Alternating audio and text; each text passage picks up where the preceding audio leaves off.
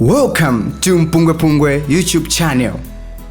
Subscribe for you to enjoy more of our videos anytime we upload. Good morning once again. I'm Kamlepo Kalua. Chifukwa chani ndikubwera ndima VN kawiri every day. Professor Arthur Peter Mutharika needs to be assisted. Professor Arthur Peter Mutharika needs to be left free to govern this country. Professor Arthur Mutharika needs to be given the country's support, our support, for him to lead and govern Malawi according to the interest and economic progress of this country. Professor Arthur Peter Mutharika should be given time to governize the people of this country and lead each and every institution kuti musakale corruption. Professor Arthur Peter Mutharika needs Malawian to understand and listen to what he is going to do. Professor Arthur Peter Mutharika has to work without any fear or favor of anybody in this country. Professor Arthur Peter Mutharika should not be accused because of what happened in the past or the wrongs done by the outgoing government of Dr. Chakwera. Professor Arthur Mutharika is not the one responsible for the price of fertilizer imene per market panopo, for the price of whatever that is happening, because he is the one that is going to look into it and come up with a better way of how to assist Malawians. Professor Arthur Peter Mutharika has to be helped kuti zinthu zose Malawi muno zienda according to governance systems. Mawu amene ndanena chifukwa chakuti pali anthu ena akunena kuti iyayi zinthu panopo zayamba kukwera, panopo fertilizer uja chani. Cabinet sinakhale pansi kuona kuti kodi mitengo ikhale bwanji. Minister of Trade panopo minister kulibe, Minister of Social Welfare panopo kulibe, Minister of Health panopo kulibe, Education panopo kulibe. Zoseza kupanga bwino kuti Malawi mukhale wokondwa kompara anthu ena akumanena kuti taonani zinthu zanu. Amalawi amene akupanga zimene zozo ndamene sakumvesa utachoka mboma, ndipo mukhalabe ku opposition and mukukutika ku opposition chifukwa mwayamba udyo. Komanso ifeso a DPP chonde tuonese mtima wa chikondi kwa nzatu, tuonese mtima wa chikondi kwa Malawi, tuonese mtima wa chikondi kuti tonse limodzi tikweze dziko lino. Mawu amene ndikunena chifukwa chakuti panopo ndalandira maripoti osati masewera, maripoti osati masewera, maripoti mene zinthu zilile ku Eskom mene amabera ino. Eskom so izikongoza ndrama za loni zoona. Eskom izikongoza ndrama za loni zoona. Dwangwa Salima Sugar izipereka loni kuma MPs ndito government officials party officials. Salima Sugar ndito ndizoona kuti izipereka maloni kuma party officials. Eskom izipereka maloni kuma party officials. Macra izipereka maloni kuma akula chonde. This is not on. Macra autinakagula maro kumvera kuti head office ya Macra ikakhale kumvera kwaperekedwa more than 28 billion. Ndizoona maro kungogula maro ndikuchita kulambura 28 billion ndizoona Macra. Macra zoona Macra ndizoona kuti Macra ingapereke 28 billion kumvera kukalambula maro, kugula maro zoona kuti kukhale head office ya Macra kumvera ini dowa ndizoona Malawi. Malawi, we should not joke. We joke too much in this country. Stop spending recklessly drama za Malawi, za misonkho ya Malawi. Ndizoona nditu ndizoona kuti Admark izipereka maloni pamene inkafuna 12 billion kuti igulire chimanga, inkafuna so another 12 billion kuti ichite makonze bwino structure zawo zonse Malawi muno. Drama is total from a budget. This year's budget, we are talking of 60 billion given to Malawi housing kuti ikonze bwino zinthu zake. Ndi izikapereka soloni kuma party officials zona. Admark izipereka maloni to my former MPs a Malawi Congress Party ndi ena amene akudyerera ndizoona. Ndiye ndikamanena maviye ena utachana Kamlepo mkunena too much inuka chwa chani mpanga. Ndikufuna timuthandize Professor Arthur Peter Mutharika kuyendesa bwino ziko lino. Ziko lino silingayende ngati pali zitakataka nyasi zimene zinapangidwa, zimene zilipo, zimene ngati enafe sitilankhula ndekuti zimenezo it will be buried underground. This is why I am always on the alert. I am always ready to face whatever challenges, even if it means me not losing faith into the party. Let it be. The truth should be there in order for the president of this country, who has been elected by the majority. It was a landslide victory. Kuti alamulire bwino bwino without any hindrance. Ngati chimene chondi chifukwa, let it be. Ngati chimene nchifukwa chakuti ndikhoza kuchosedwera even mchipani, let it be. Professor Arthur Peter Mutharika should be assisted at all cost and with all Malawians without fear or favor. So ngati pali ena mchipanima unena kuti nendikulakwa chifukwa kuti ndikufuna kuti zinthu ziyende bwino, I'm sorry. Arthur Peter Mutharika should be assisted. We should, all of us, rally behind his leadership, his vision, and the way how he's going to make Malawi great again. Nde ine panopo ndikufuna ndilengeze kuti ndipanga political platform imene ndinena kuti make Malawi great again, and I will need Malawians to join me, to join hands with me to steer this country and help Professor Arthur Peter Mutharika to govern this country without looking at who is doing what and who is going to do what. And this platform, I call it political platform, which is going to say make Malawi great again. I am looking for all well wishers, not in terms of money, no, but support, so that we can make Malawi great again. And this movement, in the interim, I'm the chairman. In the interim, I'll be leading this grouping to make Malawi great again, to make Malawi a better place for economic growth, employment, without looking at the region where you are coming from, and above all, to make sure that Mutharika has all the opportunities, is given all the opportunities to lead this country without any disruption. No protest marches, no political marches, no, will not tolerate any protest march against this noble cause that God has given our professor to lead this country.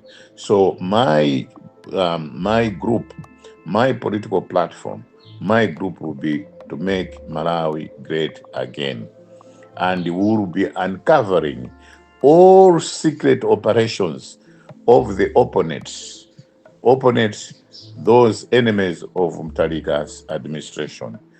We will dig deeper, we will go deeper to uncover all corrupt activities that might have taken place in this country. We will unearth all hidden information bank accounts, houses that these people have built, houses that have bought from Malawi Housing Corporation, all corrupt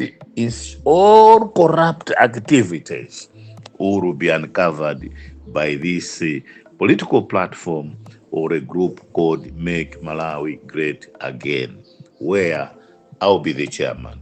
Why I'll be the chairman now? Because I want to steer this group to a greater height, so that each and every Malawian will be able to appreciate its operations, its activities, and what is in our manifesto. What is in our manifesto? To begin with, one, to clean up corrupt practices in the country, to clean up all those who are corrupt, and to make Malawi great again.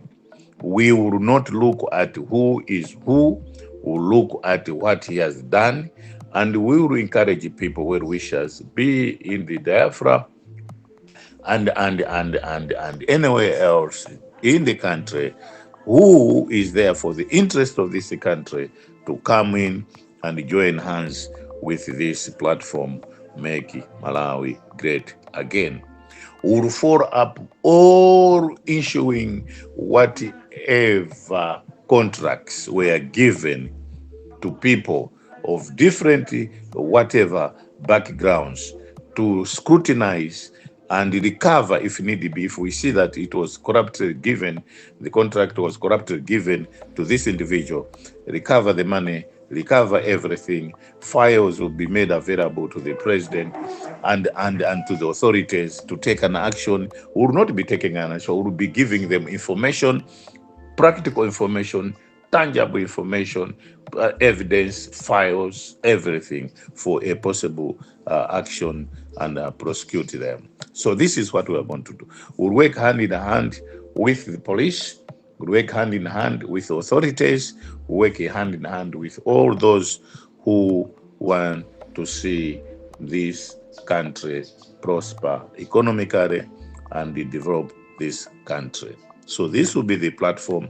Ndizoona ino kuti anthu azipita kuja kuchikanga umati free-ply, kukatenga ndrama kwa mwenye aja kuchita makampani aja for their personal development, kukamanga manyumba, ndrama zija kunama kuti president atuma kuti akatenge ndrama. Ndizoona pamene ndrama zija kukamangira manyumba. Tichita aliyense amene is lying to this country or has lied to this country will be investigating even those who claim to be what they are when they are not what they are. We will be investigating all institutions imene kulemba ntchito anthu kuti amalemba ntchito bwanji anthu aja, and amene akulembedwa ndi ndani, what was the criteria used, how was it used, how was this one employed, how much money was given. Tionaso ma interview onse amene akuchitidwa m'Malawi muno kuti palibe nkhaza za kuti asikana azigona nawo kuti asana apase zintchito.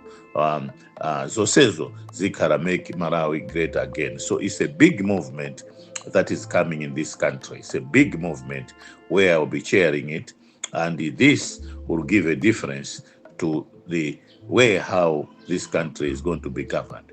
But we are not going to do anything that would undermine the president of this country, that would actually do something quite opposite to the vision of our leader, our great leader, Professor Arthur Peter Mutharika. Ndizoona ino ma water board azikhala a fat, a milk cow for these politicians.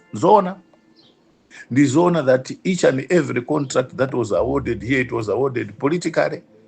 Ndizoona, and we will be able to visit each and every mega farm that is in the country to appreciate if indeed the money that they borrowed, the money that was given to them was indeed for the purpose of the same. We will investigate how they got the loans, how they got even those farms, who gave them the land, how was it acquired, and who was behind it, how much was paid. Mosemoti Peter, this platform, political platform, Make Malawi Great Again, We'll go to each and every district to investigate councils, how they operate with the DDF, District Development Fund, how they operated, how contracts were awarded, how projects were chosen, and how procurement was done to have those projects implemented. We'll go to each and every district in this country, and I'll partly fund this platform, or partly fund, and others will come from well-wishers that will be able to give us some few resources that to operate this, but largely I'll be funding it myself.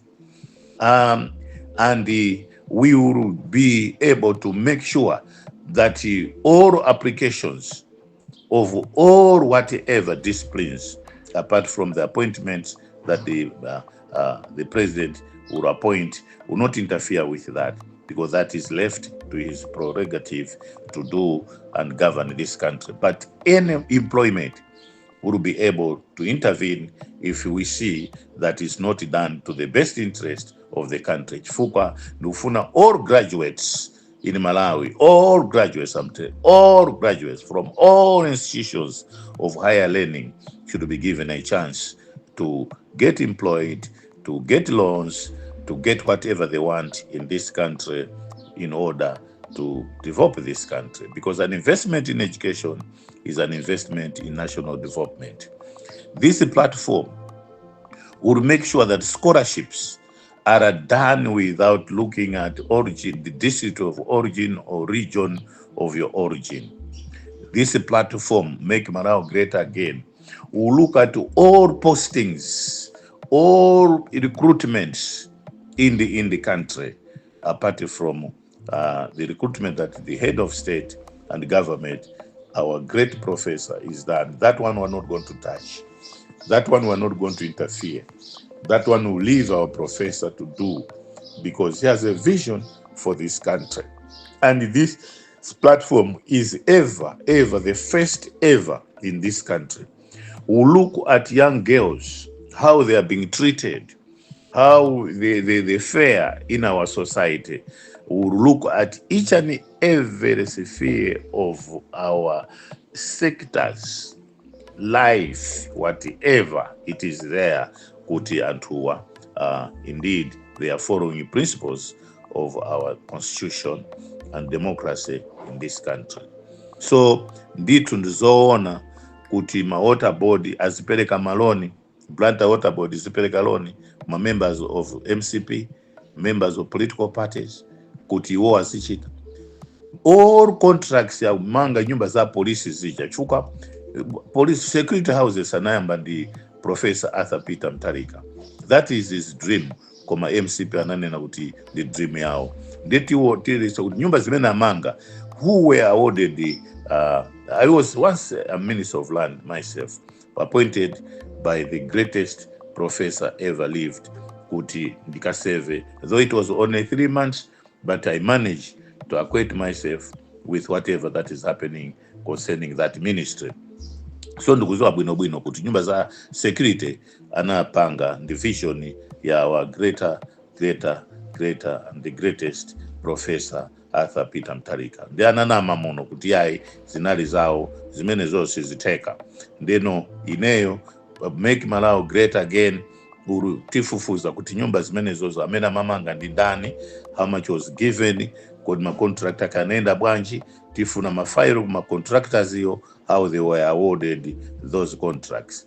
Even yamiseo you say teach unika bwino how it was awarded and who was behind it and how was it acquired. All procurement activities will be involved ourselves, looking at how they are done without interfering their operations. So Make Malawi Again political platform is calling upon all Malawians of good repute, good standing, to help and come and be part of this movement. It will be a big wave of movement. It will be each and every district. It will be in the country, the cities, the town councils, the district councils. We will be monitoring each and every activity, the economic activity contracts activity, procurement activity, and how members of the public would actually fight against corruption. It will be a sensitization political platform for Malawians to know their political rights, for Malawians to know their constitutional rights, for Malawians to know what is supposed to be given to them, and appreciate the leadership that is there today. We will educate Malawians how Professor Peter Mutharika is going to be a leader, one of the greatest leader in this country ever, and we will indeed assist the president in trying to come up with a better policy of this, how to lead this country. So my appeal to you is this: ndizoona ndithu kuti ma district councils ena azigula zinthu and sponsoring people to procurement things without proper tender. Akuluakulu izizi sizoona ayi, ndiponso ntikana kuti zisachitike. Tifufuzaso kuti why OPC imapereka maloans, Green Belt Initiative imapereka maloans kwa ma political party sort of cadres kuti muno Malawi azivutisa and azita destroy democracy. Lastly, iyi platform, political platform, Make Malawi Great Again, tifufuza zikwanje zija amamenya ma members of DPP pa Mbowe kulilongwe, tifufuzanso amene anali behind ndi ndani, tipereka ma report kwa polisi kuti apolisi iwo awagwire bwinobwino anthuwo, awagwire pompano osati mawa osati mkucha. And this platform will also investigate zimene zinachitika ku state houses, kuba zinthu, looting, and who is behind that, and tiwagwira or agwidwa through our outlets, through our network, through our political cells, because we will create political cells throughout the country kuti tizichita monitor muchitidwe wonse wankhaza, tichitaso monitor illegal and the influx of foreigners into this country and how they are behaving when they are in the country. Lastly, tichita monitor all criminal activities kuti mara musakaleso munthu wakuba, mara muno musakaleso anthu akuberana, mara muno anthu atisaone munthu akuba nkhuku, mara muno tisaone kuti anthu akuberana zovara kaichani usiku ndima sana. This platform would be monitoring all activity because we want Malawi to be a crime-free country so that visitors, tourists can enjoy their stay in this country. So this is a political platform that I have come up with. I've got the structure, I've got everything. Very shortly I'll put up with policies, and very shortly I'll register this, and very shortly I'll make sure that this platform functions and operates in this country without fear or favor. I'll fund the platform, I'll fund the activities, I'll fund whatever is there so that Malawi can know some of us who we are. And thank you, Malawians, for voting Arthur Peter Mutharika. Thank you, Malawians, for having faith in the President Arthur Peter Mutharika. Thank you, Malawians, for making Peter Mutharika win the elections. It was a landslide election win, and Peter Mutharika was actually elected, not by few, but all the tribes in this country and all the people of this country without looking at the region and district of their origin. Once again, good morning, Malawians. Subscribe to MPUNGWE-PUNGWE Malawi YouTube channel for you to enjoy more of our videos every time we upload. We love you all.